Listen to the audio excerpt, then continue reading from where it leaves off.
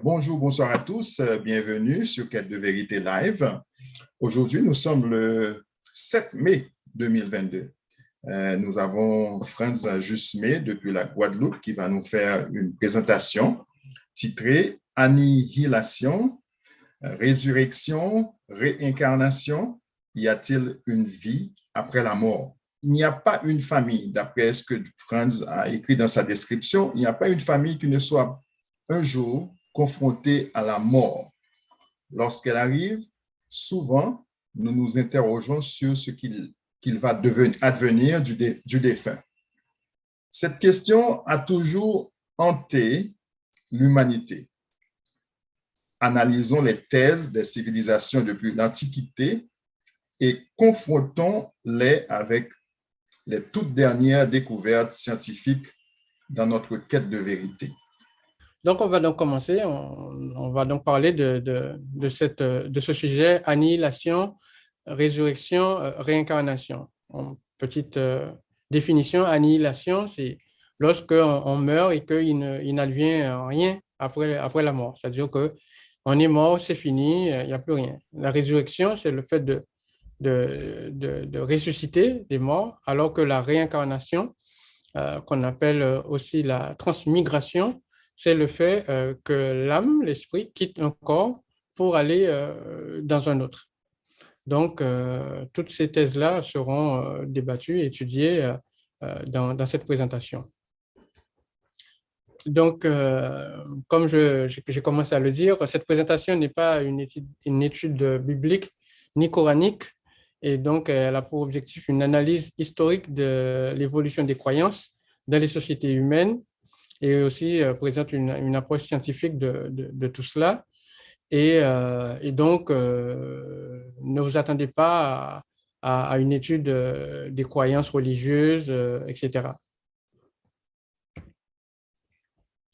Donc, pour ceux qui veulent aller plus loin, ils peuvent bien sûr consulter leur Bible ou leur Coran, mais aussi lire les ouvrages qui sont présentés là.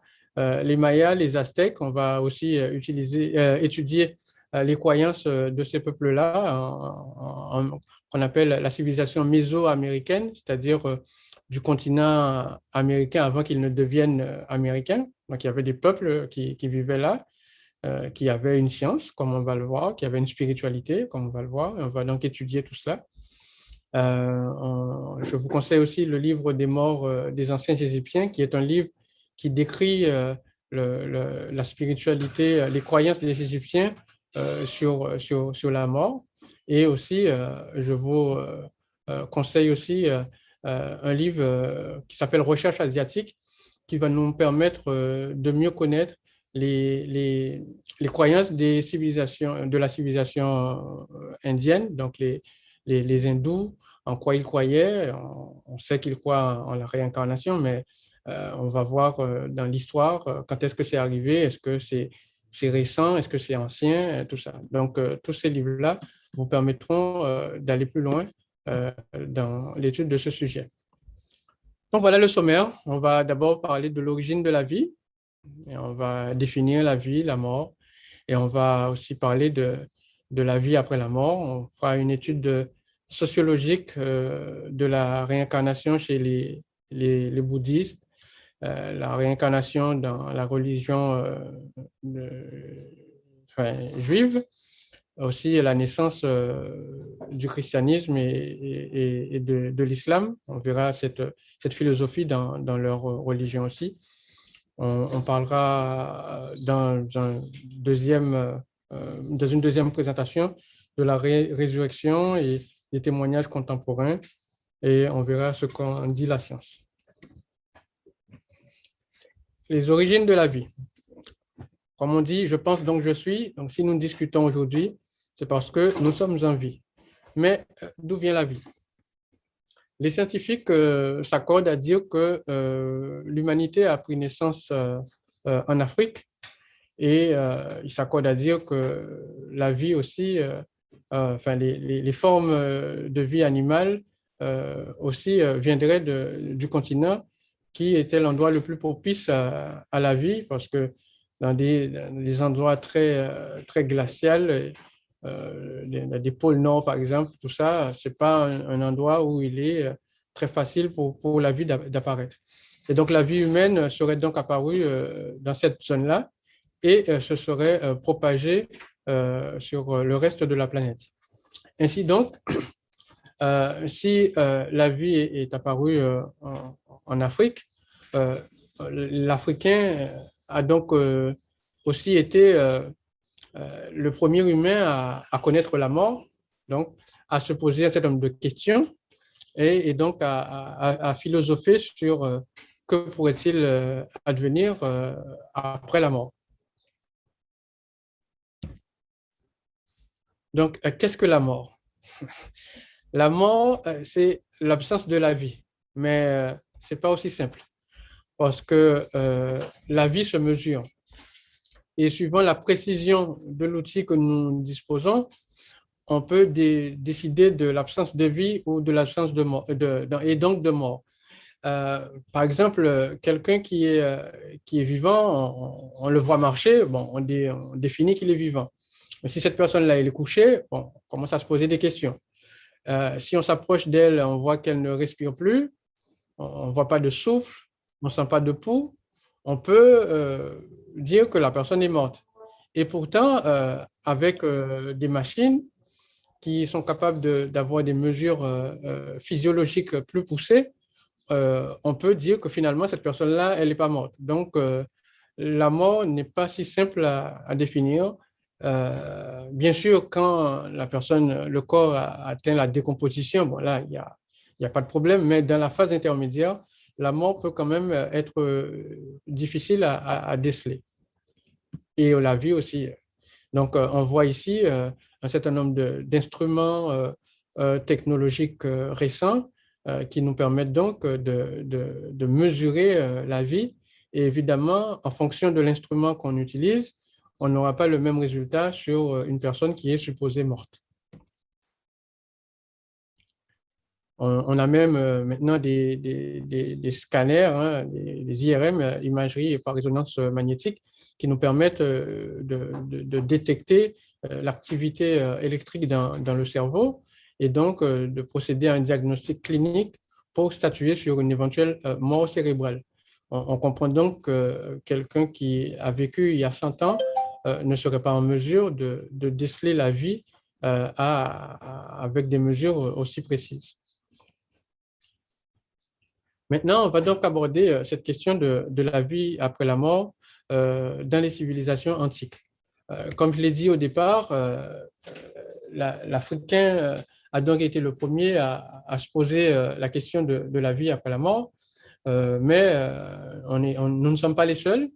En Inde, par exemple, les hindous, ils croient en la réincarnation, c'est-à-dire qu'ils pensent qu'une fois que la personne décède, son âme, après un certain temps, transmigre vers un autre corps qui n'est pas forcément humain, et donc au bout et que cette réincarnation dépend des actes que la personne aura commis pendant sa vie terrienne, humaine, pardon, et donc au bout d'un certain nombre de résurrections, plus la personne fait du bien, plus elle s'approche d'une forme de perfection.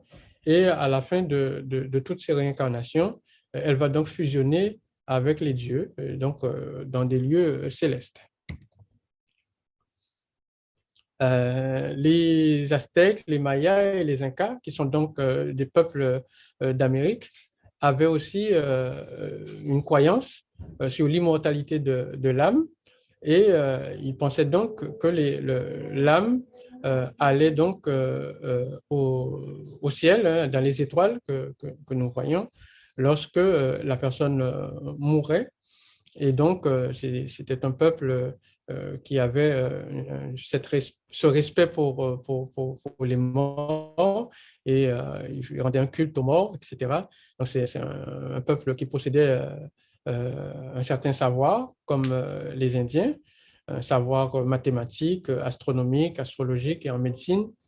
Et les Indiens aussi avaient des connaissances poussées aussi dans ces domaines-là. Et on va voir pourquoi plus tard. Et donc, pour ces peuples-là d'Amérique, la Voie lactée était associée donc au lieu de résidence des âmes. Et donc, les personnes qui mouraient allaient donc dans cette partie du ciel. Ce qui est commun, on verra que la notion de ciel est commun à tous ces peuples euh, qui se sont posés la question sur la vie après la mort.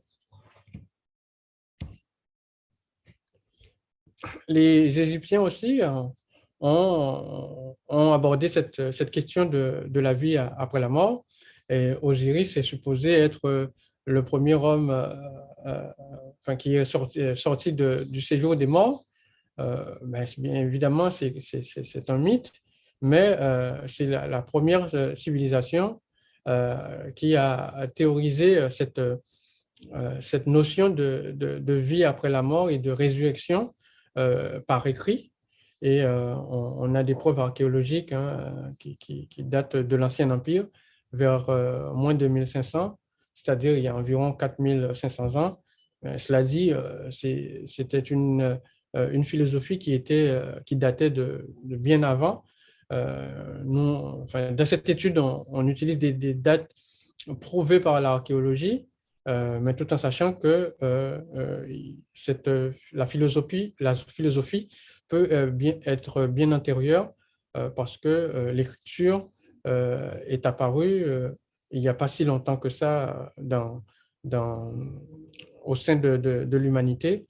Et donc, les connaissances qui étaient antérieures à l'écriture n'ont pas pu avoir des preuves archéologiques. Et donc, on est obligé donc de se baser sur des dates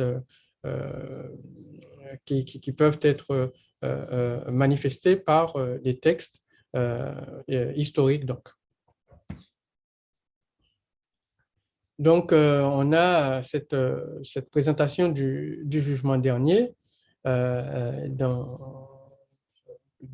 niveau de la mythologie égyptienne, où on voit que on est jugé en fonction de nos actes aussi, un peu comme ce qu'on a vu au niveau des Indiens, et que ceux qui ont fait le bien, donc ils sont donc récompensés, et ceux qui ont respecté la Mahat, donc cela a pour but donc de pousser les habitants à avoir un comportement qui soit conforme au respect donc des lois pieuses et donc en faisant du bien, etc. Et donc, on voit que ce n'est pas un concept nouveau, celui du jugement dernier, au moins dans les civilisations antiques. Par contre, au niveau du judaïsme,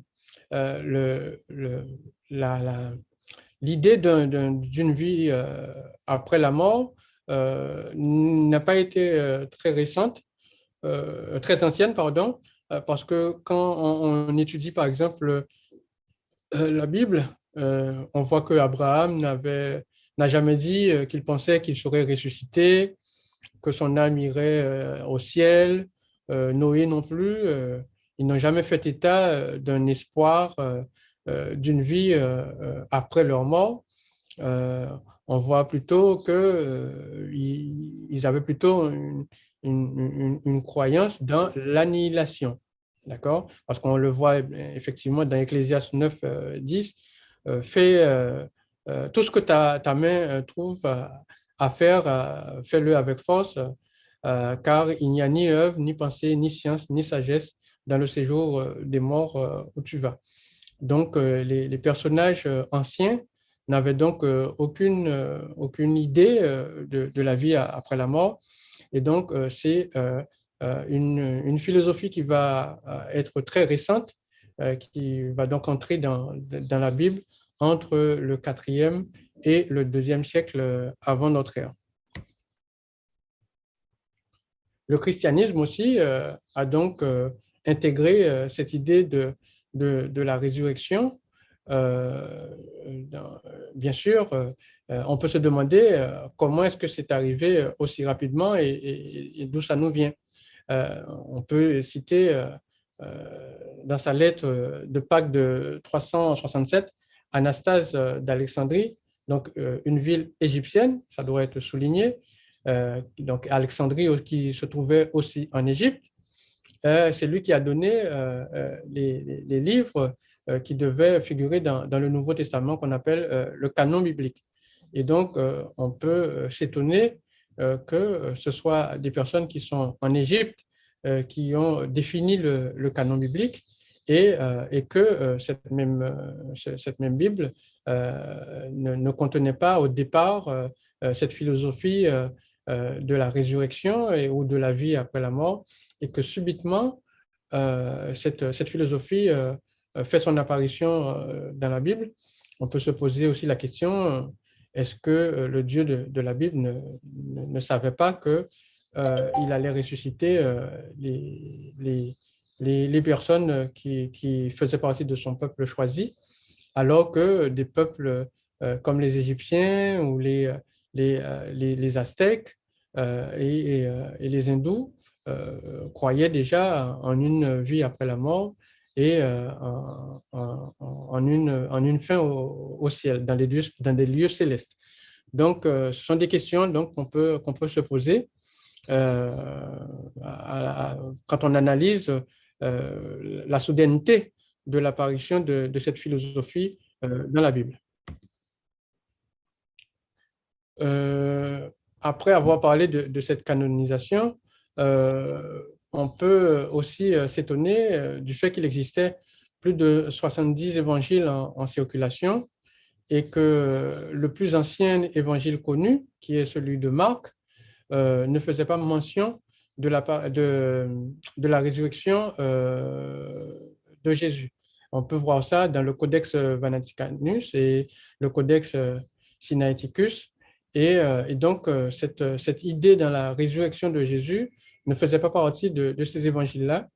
Et ce sont des choses qui ont été rajoutées après. Et donc, on peut se poser un certain nombre de questions. Pourquoi est-ce que ces idéologies-là n'en faisaient pas partie? Et il faut savoir aussi qu'il existait plusieurs courants dans le christianisme au 1er siècle, et certains courants pensaient que Jésus n'était pas ressuscité. Et donc voilà, cela pourrait être une piste d'explication qui expliquerait pourquoi est-ce que Marc, qui aurait écrit le plus ancien évangile, n'a pas fait mention de la résurrection de Jésus dans son texte. Et on peut se poser la question aussi, pourquoi est-ce que dans les autres évangiles qui ont été écrits après, pourquoi est-ce qu'il en est fait mention? Parce que c'est quand même un événement central dans le christianisme. Cette canonisation était nécessaire parce que Rome est un empire ordonné. Il a des textes de loi qui étaient valables sur tout l'empire. On ne pouvait donc pas accepter qu'il y ait des évangiles qui racontent ça et là des choses qui sont contradictoires, a priori. Donc, il était nécessaire de mettre un peu d'ordre dans tous ces courants de pensée du christianisme. C'est pour cela qu'il était nécessaire de créer un canon biblique. Et puisque le christianisme devenait religion d'État, il était donc important et voire indispensable, et que le christianisme reflète le fonctionnement de l'État, c'est-à-dire qu'il y ait un minimum d'ordre dans les textes qui étaient la base même de la philosophie chrétienne. Donc, c'est ce qui explique donc cette canonisation et donc l'intervention de personnages comme Anastase d'Alexandrie ou Clément d'Alexandrie, qui ont donc contribué à la rédaction d'un certain nombre de textes et qui étaient donc au cœur même des écrits égyptiens qui, eux, parlaient de la résurrection plus de 2000 ans plus tôt. Maintenant, on va donc faire une étude comparative des civilisations et, des récits de l'immortalité de l'âme.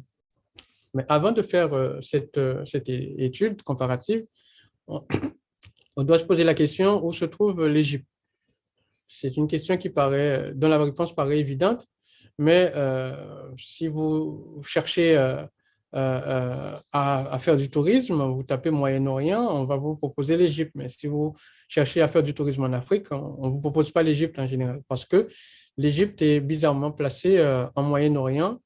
Ils expliquent ça parce qu'il y a une petite pointe de l'Égypte qui fait partie de la zone dite Moyen-Orient. Et donc, pour cette raison, ils l'ont détaché du continent africain au point de vue sémantique. Et on peut s'étonner que Madagascar, qui soit complètement détaché du continent, soit appelé terre africaine. Donc, on dit de Madagascar que c'est un pays aussi africain. On se demande pourquoi. Et la Guyane aussi, qui représente 15% de la France. Et pourtant, on ne dit pas que la France est un pays d'Amérique, mais bien un territoire européen. Donc, bon, on doit s'y faire avec ces choses-là, mais sachez bien que l'Égypte est bien un pays qui se trouve sur le continent africain, comme on le voit sur cette carte où la majorité de ses voisins se situent sur le continent africain. On a parlé de trois grandes civilisations qui avaient cette croyance en l'immortalité de l'âme. Les Aztèques, les Mayas, qui font partie d'une civilisation commune, les Égyptiens et les Indiens. Et on peut remarquer que ces trois peuples-là partageaient à peu près une latitude commune sur la planète. D'accord? Et ce concept était donc en vigueur il y a en moins 2100, c'est-à-dire il y a 3200 ans, dans ces trois civilisations. Donc, ce concept de vie après la mort. Et il y a aussi une caractéristique qui leur est commune, c'est qu'au terme, soit de toutes les réincarnations ou après la mort, la personne finissait par être projetée dans des lieux célestes. Donc, on va donc étudier plus profondément ces civilisations pour voir les points communs qu'on peut déduire d'elles. On constate que les civilisations de Moyen-Orient qui vont donner naissance à l'islam, au judaïsme, et l'Europe aussi qui donnera naissance au christianisme, ne sont pas des civilisations qui avaient dès le départ des grands scientifiques. Par exemple, on peut le deviner parce que ce sont des civilisations qui n'ont, par exemple, pas produit de calendrier solaire ou lunisolaire. Les calendriers solaires et lunisolaires sont des calendriers qui permettent de compter avec précision le changement des temps, des saisons, etc. Et donc de pouvoir se projeter dans un avenir proche ou lointain. Alors qu'un calendrier purement lunaire, les saisons changent, il n'y a pas de répétitivité dans ce genre de calendrier. Et ce sont des peuples qui n'avaient pas de grands mathématiciens parce qu'il faut avoir de profondes connaissances en mathématiques pour pouvoir mettre en place un calendrier solaire ou lunisolaire. Il faut aussi avoir des connaissances en astronomie extrêmement poussées.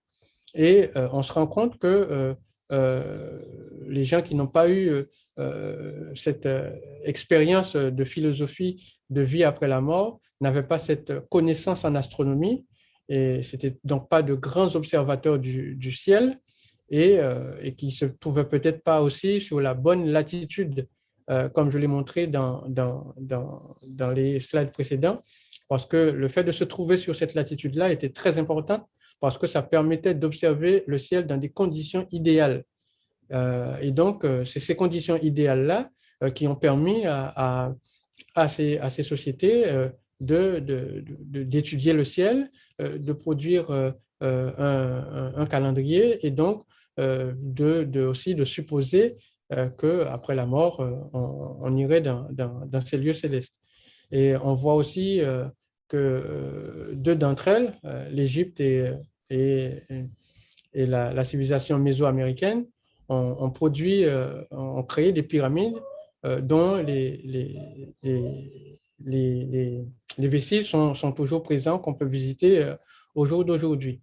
Et donc, ce tableau est issu de mes recherches et de mes constatations et qui m'ont permis de comprendre les différences, parce que quand on voit un retard phénoménal pris par les Européens en termes de philosophie de vie après la mort, on peut se demander pourquoi est-ce qu'eux, ils n'ont pas développé cette philosophie. Et avec ce graphique, on comprend, c'est une explication possible qui permet de comprendre que, vu les conditions dans lesquelles ils vivaient, c'était des peuples qui n'avaient pas accès à une nourriture abondante comme ceux qui se trouvent sur l'équateur, comme les Égyptiens, les Aztèques, et les Indiens, et qui n'avaient donc pas cette faculté d'être positionnés sur une bonne partie de la Terre pour pouvoir observer le ciel, et donc qui étaient aussi des peuples sédentaires, ils n'étaient pas nomades, contrairement aux peuples de Moyen-Orient aussi. Il y a plein de caractéristiques que j'ai relevées qui montrent des différences entre ces peuples, qui permettent donc de comprendre que ces peuples n'aient pas pu développer cette philosophie de l'immortalité de l'âme suffisamment tôt, et donc ont dû subir la philosophie des autres au fil du temps, soit parce qu'ils ont colonisé des peuples et qu'ils ont pris leur connaissance, ou parce qu'ils ont été colonisés et qu'ils ont subi la philosophie des autres. Donc pour finir, on va donc voir cette chronographie qui permet de voir avec le temps comment les différents peuples ont abordé cette question de l'immortalité de l'âme. Et donc on voit avec la réincarnation d'Osiris qui est datée d'environ moins 3000, mais dont les textes permettent de confirmer que ça date d'environ 2500. Et l'immortalité de l'âme chez les hindous qui apparaît vers moins 2500, les aztèques vers moins 2000, et dans la philosophie judéo-chrétienne, cela va donc apparaître entre moins 200 entre moins 400 et moins 200 avant notre ère, avec une résurrection entre guillemets effective de Jésus entre l'an 27 et l'an 33, parce que la datation, suivant les experts, ils ne sont pas tous d'accord. Il y en a qui disent qu'il serait mort en l'an 27, d'autres qui disent en l'an 33. Donc, moi, je mets la fourchette, comme ça, tout le monde est content. Et donc, on voit donc cette timeline qui nous montre que c'est une philosophie qui n'est donc pas propre au christianisme, mais que c'est une philosophie qui a fait son tour du monde, si on peut dire ainsi, et donc qui nous permet de voir que nous ne sommes pas les seuls de nos jours à nous poser la question, ou que ce n'est pas une philosophie récente dans l'histoire de l'humanité qui est arrivée avec le christianisme, mais qui est beaucoup plus ancienne. Donc voilà, je n'ai pas voulu faire une présentation trop longue, donc je vais m'arrêter là et répondre à vos questions, et tout en essayant de ne pas trop déborder sur la deuxième partie que l'on fera dans une autre présentation, qui va donc aborder l'aspect scientifique de la résurrection et de la réincarnation. Voilà, je vous remercie. Il y a Jafri Kaiti qui voudrait intervenir. Merci Franz, merci Quête de Vérité. Encore une fois, une très belle présentation. Franz, je ne sais pas si tu pourrais élaborer. Il y a différents thèmes qui étaient mentionné dans l'un des derniers diapos où il y avait différents modes de pensée de vie après la mort. Donc, il y a résurrection, réincarnation, il y a un autre. Peut-être Oui, tout à tu fait. pourrais nous expliquer pourquoi il y a ces différences-là et quelles sont les différences entre les différentes civilisations. D'accord, ok. Je remets la diapo. On voit ici résurrection, métempsychose, transmigration, réincarnation.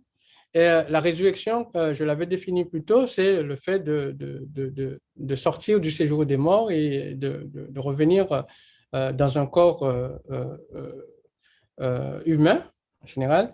Mais la métempsychose, la transmigration et la réincarnation, c'est la même chose. C'est le fait pour l'âme ou l'esprit de quitter un corps. Il peut aussi errer dans l'espace pendant un moment et après se réintroduire dans le corps soit d'un être humain ou d'un être animal.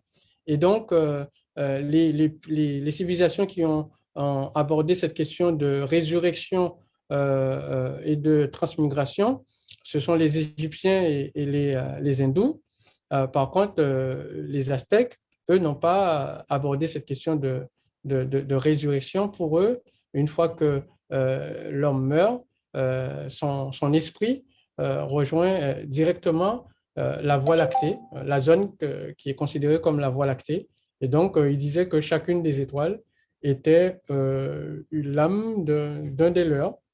Et donc, et que l'étoile que rejoignait l'individu dépendait de la latitude sur laquelle l'individu se trouvait au moment de sa mort. C'est-à-dire, si on meurt plus au nord, on ira dans une étoile plus au nord. Si on meurt plus au sud, donc voilà un peu ce que je peux dire sur cette question. Merci, merci. Et il y a une question de Pasteur Roger. Si nécessaire. Oui, on t'écoute, vas-y. Non, ma question est simple. Peut-on imaginer que l'âme puisse vivre en dehors d'un corps? Et dans ce cas, j'ajouterai à ma question à quoi sert le corps finalement, puisque apparemment, dans toutes ces cosmogonies, le corps sert de support à l'âme. Oui, effectivement, dans ces trois civilisations que l'on vient d'étudier, le corps n'est qu'un réceptacle d'énergie, l'âme qui est en quelque sorte une énergie consciente. Et donc, l'âme peut donc vivre dans le corps. Chez certains peuples africains, ils utilisent ce qu'on appelle les fétiches, qui sont aussi des réceptacles d'énergie. Et donc, pour que les esprits puissent entrer dans ces réceptacles-là ou déverser leur trop-plein d'énergie. Donc, pour eux, l'âme peut vivre sans problème en dehors du corps et on parlera des EMI, j'en ai parlé au début de la présentation, des expériences de mort imminente dans la deuxième partie, lors de la prochaine présentation, pour parler des expériences de personnes qui disent être sorties de leur corps. On va aborder ces questions-là avec le plus grand sérieux lors de la prochaine présentation. Ok, merci. Belle présentation, Franz. Merci. Mais ma question est la suivante.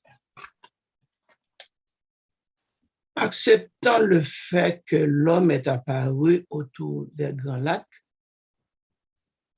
qu'est-ce que ça veut dire? Est-ce que vous pourriez définir le mot apparu? Il est apparu. Parce que c'est boum, il est apparu comme ça, comme un... Parce que si on sait d'où l'on part, on peut avoir une idée où l'on se rend.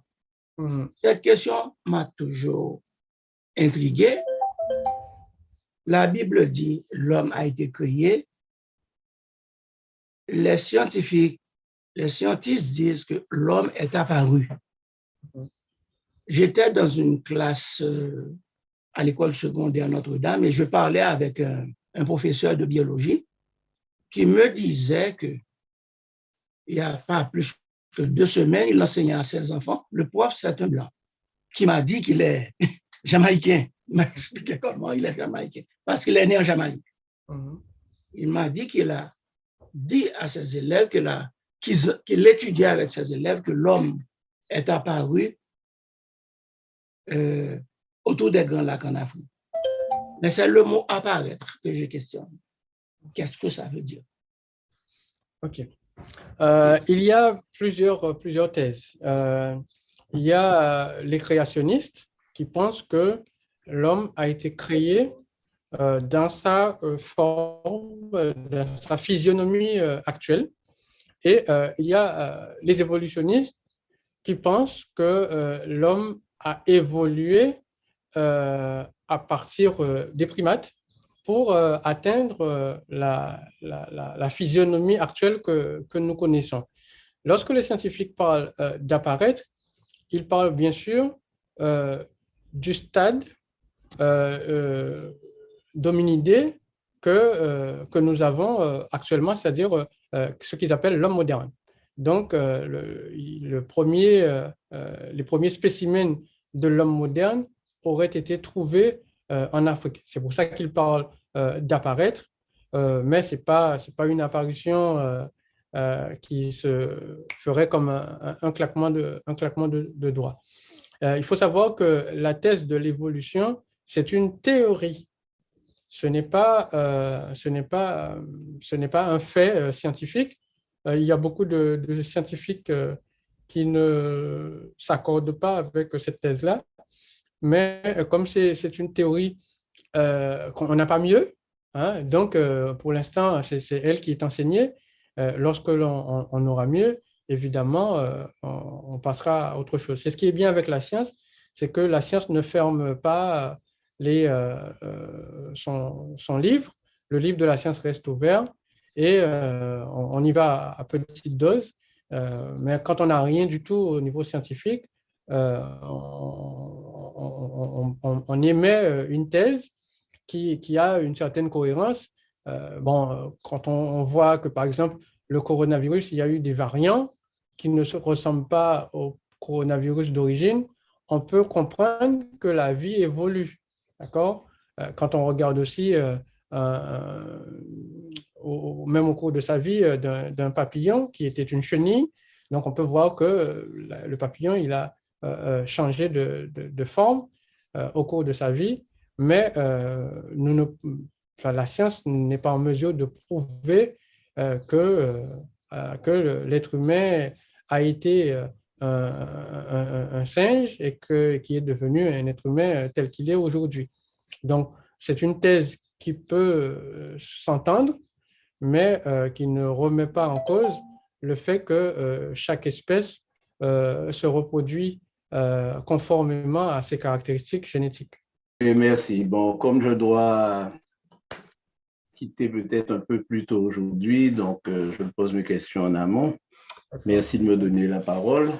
Alors, je vais poser encore une autre question à France. Si le corps est un réceptacle d'énergie et l'âme une énergie consciente, peut-il y avoir, par exemple, des corps sans âme, donc qui n'intéressent aucune âme, donc ces corps ne sont pas habités, ou peut-on éventuellement imaginer qu'il puisse y avoir une bataille entre les âmes dans l'espace cosmique pour intégrer des corps plus intéressants que d'autres? Mais selon les différentes cosmogonies, en fait, l'âme intègre le corps à sa conception. L'âme quitte le corps lorsqu'il n'y a plus de vie. Donc, il n'est pas concevable qu'un corps reste là et attende une âme qui vienne l'intégrer. Dans toute l'histoire humaine, ça se passe comme ça, c'est que l'âme intègre le corps à la conception, que ce soit l'animal ou l'être humain. Et lorsqu'il n'y a plus d'âme dans le corps, le corps est sans vie, parce que l'âme est donc l'énergie vitale de ce corps-là. C'est un peu comme une voiture sans carburant qui ne peut donc, qui peut donc rien faire, qui ne peut pas bouger, quoi que ce soit. Apparemment, France, si tu fais une relation entre l'âme et le carburant, on rejoint donc la conception biblique qui dit que l'âme, c'est le sang. Et là aussi, on peut se trouver en difficulté, en pleine confusion. Maintenant, il y a un autre problème que j'aimerais suggérer à ta réflexion, c'est que l'âme, elle ne prend réellement conscience, j'allais dire, elle ne prend vie dans notre existence que lorsque nous sommes morts, finalement. Parce que toute notre vie se déroule avec l'inconscience, quelquefois, de l'influence de l'âme comme un carburant, comme tu viens de le dire. Cette théorie de l'immortalité de l'âme, elle n'a de la valeur qu'après la mort de l'individu. Maintenant, dans sa vie, il y a effectivement des références qui laissent supposer que l'âme puisse comment je vais dire, s'éduquer, qu'elle puisse changer, se spiritualiser. Mais toutes ces théories que tu viens d'aborder sont des théories, à mon avis, qui sont humaines et qui s'appuient sur des conclusions qui m'est difficile de comprendre. C'est pourquoi je pose la question. Parce que ma conception de l'âme, qui reste une conception biblique, c'est que l'homme devient une âme vivante, ce qui signifie qu'un homme qui meurt est une âme morte. Dans cette conception, dans cette logique, à partir du moment, à partir du moment où on fait survivre l'homme dans un autre élément qui lui serait totalement éthéré et qui prendrait des formes différentes ou prendrait des décisions différentes. C'est pourquoi j'ai posé la question tout à l'heure, mais à quoi sert le corps? On pourrait avoir un monde d'âme, je ne dirais pas errante, puisque ce n'est pas le cas, mais un monde d'âme qui n'a pas besoin pour s'exprimer de corps. Il faut absolument qu'il y ait un corps. Donc, je ne comprends pas très bien cette logique-là et je préfère me soumettre à ta science. Oui, par exemple, quand on étudie la philosophie hindoue, on comprend que le corps est une expérience pour l'âme, d'accord? Pour parfaire l'âme et en faisant de bonnes œuvres. Et lorsque la personne fait de mauvaises œuvres, elle incarne un corps de moindre valeur, comme un animal. Donc, c'est lui qui va faire plein de bêtises, il va intégrer un animal qui est faible, voilà, ou l'autre qui va faire moyennement des bêtises va intégrer par exemple un lion, quelque chose comme ça, d'accord? Et donc, à la fin du processus, l'âme quitte le corps et va donc rejoindre les dieux. Et donc, suivant cette philosophie, l'âme a toujours existé. Les âmes ont toujours existé. Au niveau de philosophie biblique, quand on voit Jésus qui monte au ciel avec les anges, etc., quand on voit les 144 000 anges dans le livre de la Révélation, ce ne sont pas des personnes qui ont des corps physiques, et pourtant, ce sont des personnes. Donc, on appelle ça des esprits.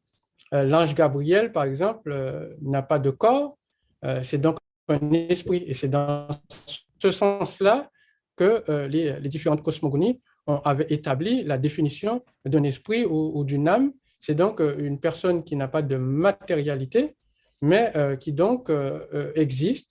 Et on verra, pour répondre à ta question, j'aborde un petit peu la deuxième présentation, on verra dans la réincarnation des témoignages de personnes qui, par exemple, une personne de 8 ans en Inde qui a des souvenirs d'un endroit reculé d'une personne qui serait morte à une trentaine d'années, par exemple.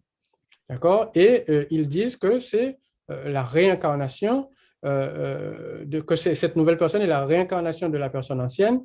Donc, cela laisserait supposer que l'âme qui était consciente dans l'autre corps et qui avait tout un certain nombre de connaissances qui seraient donc transmigrées dans un nouveau corps et qui donc permettrait à ce nouveau corps de bénéficier de toute l'expérience de l'autre personne.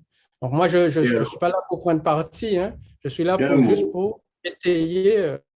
Non, j'ai bien compris, mais d'un mot, je dirais simplement que la présentation est correcte, elle est bonne. Elle suscite beaucoup de questions dans la mesure où moi, Guy Auger, je suis habité par quelqu'un d'autre, ou quand je dis quelqu'un d'autre, je ne peux même pas dire quelqu'un d'autre, puisque à ce moment-là, les corps ne s'appartiennent pas et les âmes n'appartiennent pas au corps qu'elles habitent. Donc, ça veut dire que celui qui vous parle maintenant est une âme étrangère qui a vécu, je ne sais dans combien d'années ou combien de milliers d'années, ce qui m'enlève toute responsabilité vis-à-vis de mes décisions, vis-à-vis de ma conscience, puisque ce que je décide est mu par une force ou une énergie consciente qui me rend inconscient. C'est-à-dire que maintenant que je vous parle, c'est l'âme de peut-être mon grand-père ou d'un ancêtre, ou même d'un chien, ou je ne sais de qui vous parle, et dans ce cas-là, je suis obligé de me taire. Je comprends la question que tu te poses, mais je vais te prendre une illustration technologique qui va peut-être te permettre de mieux comprendre les choses. Prenons l'exemple d'un robot, d'accord? Un robot qui a donc un passé qui lui est propre. Avec l'intelligence artificielle, par exemple, les robots, ils acquièrent de l'expérience et de la connaissance. Mais toute cette connaissance-là, toute cette expérience-là, c'est de la donnée, de la data. Cette donnée-là, si on les prend d'un robot et qu'on le met sur un autre robot, automatiquement, l'autre robot aura toute l'antériorité du robot précédent. D'accord? Et donc, le nouveau robot, il va faire un certain nombre d'actions, mais le robot, c'est juste la partie motrice. D'accord? Mais les deux forment un être.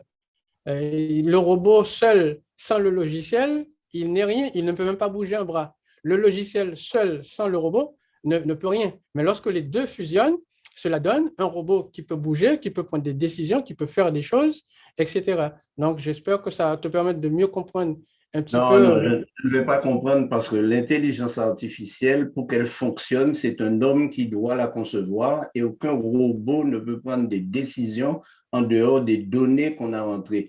Donc là encore, ça risque d'être une arnaque. Ah, non, mais justement, c'est peut-être, comme on va bientôt étudier l'intelligence artificielle, tu apprendras beaucoup de choses. L'intelligence artificielle prend des décisions et d'ailleurs, elle bat les hommes qui les ont programmés. Par exemple, Kasparov, qui est le plus grand joueur d'échecs du monde, a été battu par une intelligence artificielle qui s'appelle Deep Blue. D'accord? Et maintenant, dans tous les jeux de société, tous les joueurs se font laminer par l'intelligence artificielle. Mais on va en parler sur ta chaîne jeudi prochain. Alors, AT, c'est cette personne, voilà, c'est une personne qui a juste mis des initiales.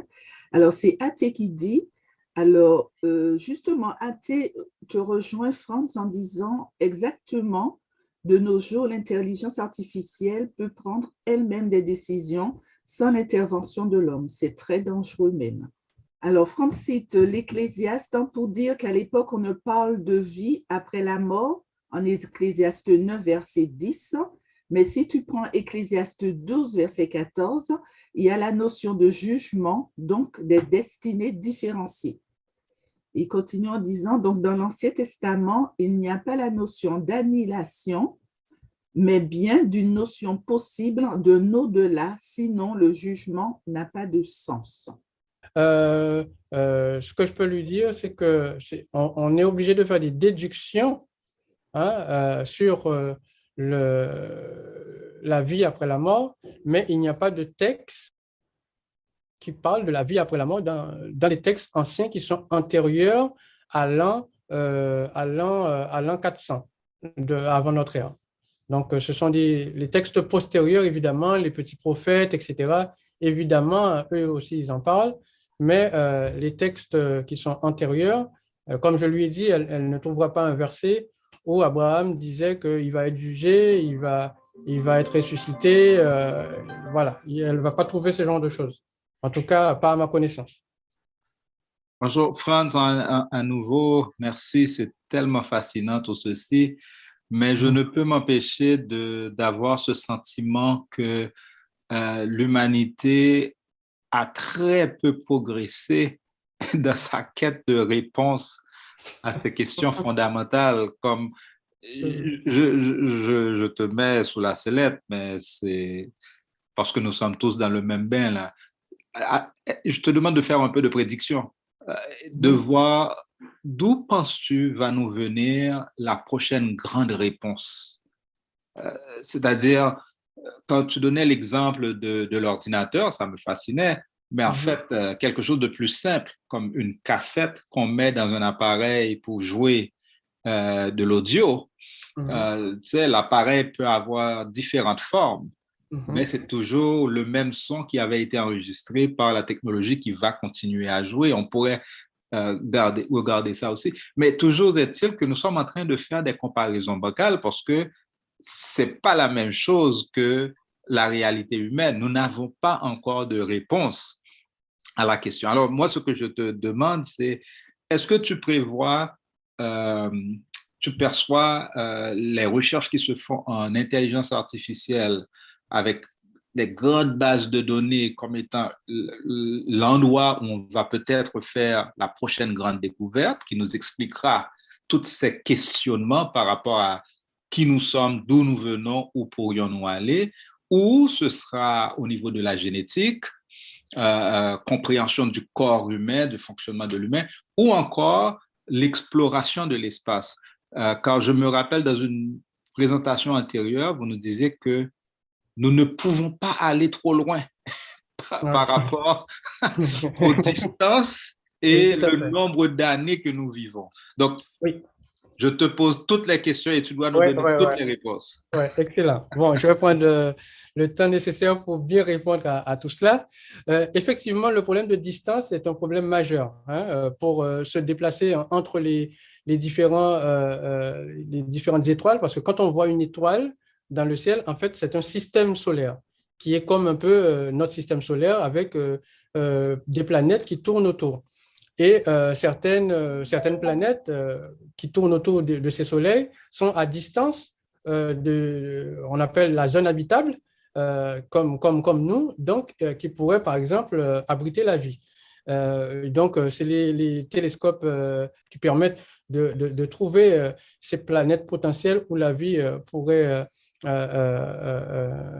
être en gestation. Par contre, pour voyager, effectivement, ça devient problématique. Toutefois, il y a un phénomène qu'on appelle les trous de verre qui pourrait nous permettre d'aller dans un point à un autre avec une très, très grande rapidité. Donc, ce sont des recherches qui pourraient permettre de parvenir à faire des voyages interstellaires à l'échelle d'une vie. Il y a aussi la technologie des vaudouisants, la zombification, qui est étudiée par la NASA. Cette technologie qui permet de ralentir le rythme biologique à son minimum et donc qui permet donc de prolonger la vie parce qu'en fait, c'est un peu comme, si tu regardes bien, les animaux qui sont les plus rapides sont ceux qui meurent le plus vite. Les tortues vivent 200 ans, tu vois. Donc, ceux qui sont lents, ils vivent longtemps. Mais, par exemple, les mouches, les moustiques, ils sont capables de faire des demi-tours, des trucs comme ça. Ils sont très, très rapides, mais ils vivent très, très peu. Et, et donc, le fait de ralentir le rythme biologique permet donc de prolonger la vie. Ça, c'est une deuxième piste. La troisième piste, c'est l'ordinateur quantique qui a une puissance de calcul phénoménale parce qu'en fait, dans la recherche, si tu as remarqué, depuis l'avènement du 21e siècle, on ne fait pas de grandes découvertes. Pendant le XXe siècle, on faisait énormément de découvertes. Einstein a écrit des choses phénoménales et depuis le XXIe siècle, là, on découvre plus grand-chose. Il y a une régression intellectuelle par rapport au siècle dernier et aussi un plafond de verre qu'on a atteint. Et ce plafond de verre pourra être dépassé par l'ordinateur quantique parce que l'ordinateur classique est limité par la puissance informatique. Et par exemple, pour trouver une nouvelle combinaison de molécules qui pourrait, par exemple, traiter une maladie, soit on passe des années à faire des calculs, ou on dit à un supercalculateur de nous trouver une combinaison de molécules qui pourrait résoudre ce problème. Et grâce aux simulateurs, et donc qui font des simulations d'organismes, etc., avec une puissance phénoménale, il est capable de trouver au bout par exemple, d'un an ou de 6 mois de recherche à grande vitesse, ce qu'un ordinateur classique mettrait 300, 400 ans avant de trouver. Donc là aussi, c'est une piste qui nous permettra de trouver des solutions pour allonger la vie humaine. Et donc, en fait, le problème, c'est que la personne qui a l'expérience, une fois qu'elle meurt, toute cette expérience-là ne profite pas à la génération suivante. Elle a beau expliquer des choses, mais elle ne peut pas donner tout son cerveau. Einstein est mort avec son cerveau. Hein? Et donc, si Einstein pouvait vivre 200 ans de plus, tu imagines la quantité de choses qu'il aurait, parce qu'il était limité par sa vie, il a plein de choses, il avait plein de dossiers qui étaient en cours, qu'il n'a pas pu les terminer. Et donc, le fait de pouvoir prolonger la vie de 200 ans ou de 300 ans, ça pourrait permettre de faire un certain nombre de découvertes et d'apporter un certain nombre de réponses. Et la science, effectivement, aussi permet, avec les études, maintenant, il y a des universités qui étudient la réincarnation. C'est un sujet qui est pris très au sérieux dans le domaine scientifique, quoi qu'on en pense. Donc, ils étudient la réincarnation, le fait qu'on puisse arriver vraiment à la frontière de la mort et réanimer quelqu'un, ça permet d'avoir des témoignages, de les compiler, de les analyser. Mais à tous ces témoignages-là, un être humain ne peut pas tous les analyser et faire une déduction sur une vie. Et c'est pour ça que les anciennes civilisations compilaient toutes ces histoires-là de façon à pouvoir émettre une hypothèse à la langue. Mais nous, on est pressé, on veut aller vite. Et donc, l'ordinateur quantique pourrait avoir tout ça en big data, les analyser et proposer des thèses et des expérimentations avec des simulations, etc. Voilà, j'espère que cette réponse globale t'aura satisfait. Non, merci. Écoute, je ne peux pas te contredire, mais je pourrais tout simplement dire que si on regarde les ordinateurs que nous avions il y a 20-30 ans qui prenaient toute une salle pour 20 mégabytes, on peut dire qu'on a fait quelques progrès. Mais je suis tout à fait d'accord avec toi, c'est pas découverte de l'électricité, c'est pas voyager en dehors de notre petit espace. On n'a pas fait ça. Oui, tout à fait. Ça, c'est vraiment déprimant en quelque sorte. Oui.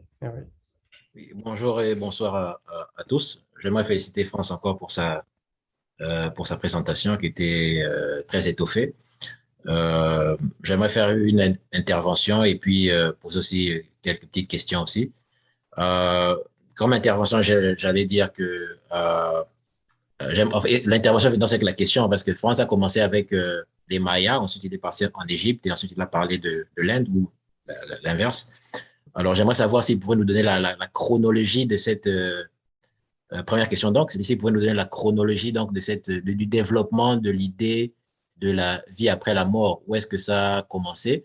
Et deuxième question, comment ça s'est disséminé? S'il a une idée, par exemple, on voit en Égypte, en Afrique, il y a ce développement, mais on voit aussi cette même idée en Amérique centrale ou du Sud. Mais pourtant, l'Europe est plus proche de l'Afrique. Pourquoi eux n'adoptent-ils pas ces idées? Mais on trouve les mêmes idées au niveau de l'Amérique, mais pas en Europe ou très tardivement. Et comment pense-t-il que y a-t-il pu avoir contact, par exemple, entre l'Amérique et l'Afrique?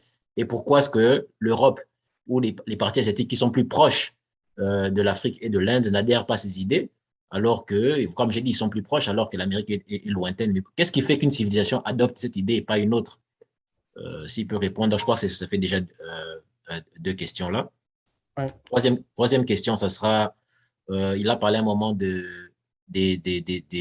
Juifs, ou je pense, donc disons les Hébreux ou les Israélites qui, eux, n'ont pas très tôt cette idée de la vie après la mort. Mais pourquoi alors, par exemple, dans la Genèse, on parle de Enoch, on dit que Dieu le prie. On sait que dans la culture israélite, il y a la notion du Sheol. Donc, après la vie, oui, il n'y a plus rien. Après la mort, pardon, il n'y a plus rien. Mais dans la Bible, on dit que et Dieu prie Enoch. Quand Dieu prend Enoch, quelle est l'idée qu'il y a derrière l'auteur? Est-ce que Enoch est pris pour un lieu pour vivre avec Dieu, ou Enoch est pris et il n'y a plus rien? Est-ce qu'il peut élaborer là-dessus? Je crois que ça fera 3 questions. Et pour mon petit commentaire, je dirais simplement par rapport à tout ce que j'ai pu entendre, par rapport aux ossements, par exemple, j'ai une petite contribution. Dans le livre de Rois, je pense que je pourrais me corriger tout à l'heure, je crois que c'est dans 2 Rois 13, avec Élisée. Je pense que le pasteur Roger peut me corriger là-dessus, je pense sous son contrôle, mais je vais trouver la référence et la mettre dans les commentaires. Avec Élisée, il y a un épisode où il y a quelqu'un qui est en contact avec ses ossements et qui est guéri. Si dans la culture israélite, les ossements n'ont aucun pouvoir, mais comment cet individu, par le contact des ossements avec Élisée, obtient une guérison? Et ensuite, on voit que dans la culture chrétienne, par exemple, quand on regarde l'église orthodoxe, je crois, de Grèce, et même l'église romaine, il y a des processions où des crânes sont exposés. Donc, la religion se fait avec les ossements, avec des crânes. Donc, je pense que c'est une conception qui est aussi bien ancrée dans les civilisations européennes, dans les civilisations, entre guillemets, asiatiques. Ensuite, j'aimerais juste ajouter un petit quelque chose par rapport au développement que Franz avait fait sur la vie après la mort en Égypte, parce que je pense que quand Franz parle d'Égypte, je pense que personnellement, j'ai eu à faire plusieurs interventions où je montrais la connexion entre l'Égypte et l'Afrique profonde. Donc, quand on parle d'Égypte, il faut, quand on a suivi en tout cas le développement de la chaîne, je pense qu'on la connecte directement déjà à l'Afrique pour comprendre en fait comment est-ce que cette idée-là est née. Et ma petite contribution, c'est de dire que, par exemple, dans les langues africaines, quand on dit bonjour, parce qu'on a tendance à transcrire certains mots africains en français ou en anglais, on dit que c'est tel mot africain, ça veut dire ça. Par exemple, chez nous, au Congo, on dit mbote. Et beaucoup de gens vont dire que mbote, ça veut dire bonjour. Pas forcément. Parce que même au Gabon, la salutation qu'il y a au Gabon, par exemple, chez les Pounous, ça veut plus dire est-ce que tu t'es bien réveillé. Comme par exemple, c'est ton anniversaire, on dit Mbotama et Lamu. Mbotama, parce que la naissance, le fait de venir à la vie. Ce Mbotama-là, ça vient aussi de Mbote. Donc, lorsqu'on parle de Mbote et de salutation en Afrique, ça ne veut pas dire en réalité bonjour. Ça veut dire est-ce que tu es revenu à la vie ou est-ce que tu t'es éveillé? Parce que lorsque nous dormons, nous sommes presque morts. Et lorsque nous nous réveillons, c'est comme une résurrection. Il y a des mots, par exemple, comme Akwaba, en Afrique de l'Ouest, le mot Akwaba aussi, qui est une bienvenue, c'est une forme de salutation et qui est plus perçu comme une forme de bienvenue. Donc, c'est qu'on était ailleurs et on revient. Et lorsque on regarde les cosmogonies africaines, comme par exemple dans la culture Congo, par exemple, avec ce qu'on appelle le Kalunga ou ce qu'on appelle le cosmogramme Congo, il y a toujours cette idée de vie après la mort, c'est-à-dire on meurt, mais on va revenir. Par exemple, dans la culture Congo, l'autre côté, l'Occident donc, on appelle ça Mputu. Voilà pourquoi en Lingala, par exemple, quand on va en Occident, on dit Akempoto. Donc, il est parti en Europe, il est parti en Occident. Et Osiris, dans les langues, dans les hiéroglyphes, on l'appelle le seigneur de l'Occident, parce que comme le soleil se couche à l'ouest et il se lève à l'est. Donc, il y a la même conception de la vie après la mort, aussi bien en Égypte qu'en Afrique centrale. C'est le même concept. Donc, cette idée de la vie après la mort est venue non simplement à partir des rites funéraires, de la mort, de l'enterrement, mais aussi à partir du rêve, parce que lorsque l'on dort, on est presque mort. Et lorsqu'on revient, dans notre culture, on conçoit que c'est une résurrection. Voilà pourquoi on a les mots comme beauté, les mots comme akwaba, les mots comme mboloani au niveau du Gabon, parce qu'on meurt et on revient. C'est toutes ces conceptions-là qui ont développé petit à petit l'idée de la vie après après la mort. Donc, c'était un peu ma petite contribution par rapport à ça. Oui, merci beaucoup, Eric. J'ai partagé la chronographie des preuves, enfin des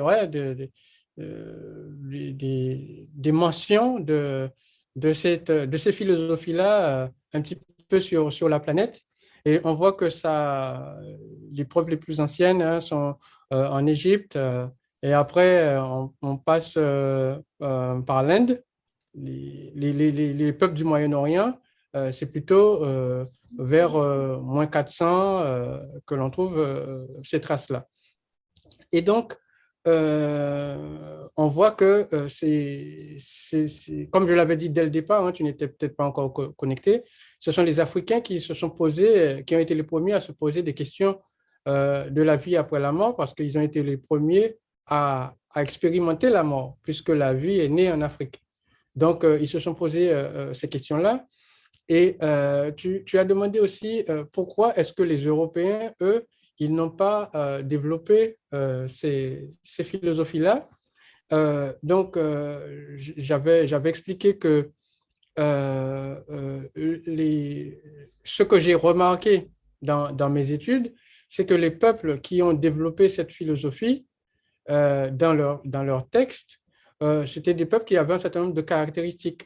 Par exemple, les Aztèques, on voit que ce sont des peuples qui ont de profondes connaissances scientifiques, en astronomie, en mathématiques, en médecine, qui ont fini par concevoir et réaliser des pyramides, qui ont créé un calendrier, soit solaire, soit lunisolaire, etc. On voit que ces caractéristiques-là sont en général partagées par les peuples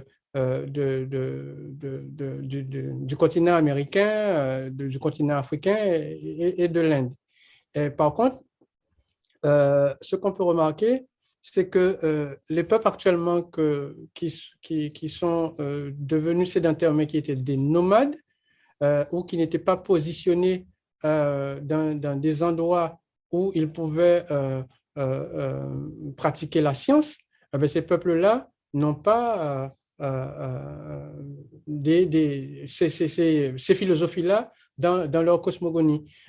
Tu sais très bien que l'Europe est peuplée par des peuples qui jadis étaient des nomades et qui se sont sédentarisés, comme l'a bien montré Omotunde dans certaines de ses interventions, qui ont exterminé les peuples nomades, les Yamnaya, hein, et les historiens européens le reconnaissent.